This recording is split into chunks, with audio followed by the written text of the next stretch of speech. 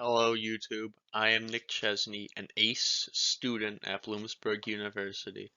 Today I will be talking about Taiwan's relationship with China, how it came to be, and how it affects world politics.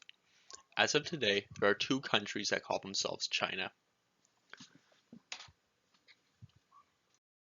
One is the PRC, or the People's Republic of China, on the mainland.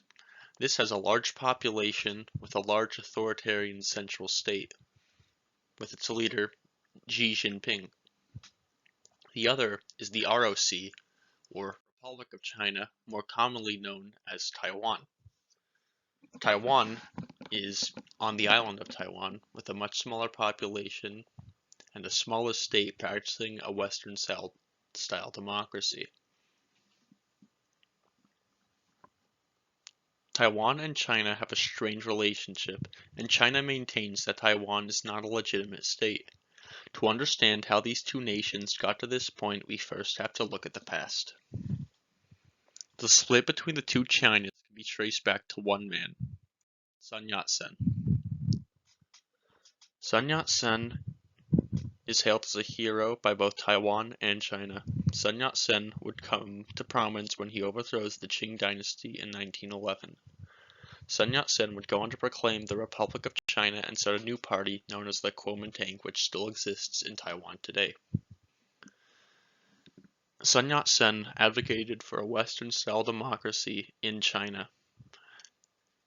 In this democracy, he wanted what he called three principles of the people, which were nationalism, democracy, and livelihood of the people. Another important figure in the founding of the Republic of China is Chiang Kai-shek. Chiang Kai-shek was a military officer and therefore a military leader of the Republic of China. Chiang used heavy-handed tactics to gain the upper hand on his opponents. When Sun Yat-sen died in 1925, Chiang assumed power as a military dictator. Chiang transformed the Kuomintang into a nationalist organization. In addition to this, Chiang became a staunch anti-communist and started the Chinese Civil War against the Communist Party. Even after the Civil War, he ruled Taiwan as a dictator until his death in 1975. After this, the nation began to transition to a Western-style democracy. Another prominent Chinese leader is Mao Zedong. Mao Zedong was the leader of the Communist Party in China. He maintains leadership after the CCP leadership is killed during the Long March in 1934, which was a series of military defeats suffered by the Chinese. Mao relocates his communists to the mountains in northern China, where they fight a guerrilla war against the nationalists. World War II causes the Chinese Civil War to be put on hold. The Republic of China under Chiang and the Communists under Mao make a temporary truce while they fight Japan. During the war, Chiang does most of the latter work while Mao builds his power base with his guerrillas, attacking the Japanese from the rear. After the Japanese capitulation in 1945, the Civil War continues. The Chinese Civil War lasts from 1927 to 1949. Mao's communists end up prevailing in the end, with Chiang's Kuomintang being forced to flee to the island of Taiwan. China attempts to retake the island during the Taiwan Straits crises, but fails due to Western intervention. The last Taiwan Strait crisis, the third one, happened in 1995, where China did a series of ballistic missile tests very close to Taiwan, causing the US to intervene. Significance today.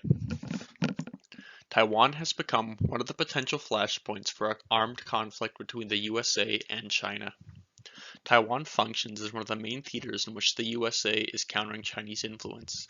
The US has rallied its allies like Japan and Australia to help defend Taiwan in the event of an attack by China. China continues to intrude on Taiwanese airspace regularly and vehemently denies that Taiwan is a country. Due to China's status in the UN, it's unlikely that the UN will ever officially recognize Taiwan as a country. While it's not officially recognized by most nations do maintain some form of unofficial relationship with the nation because Taiwan exports a large number of electronics and computers.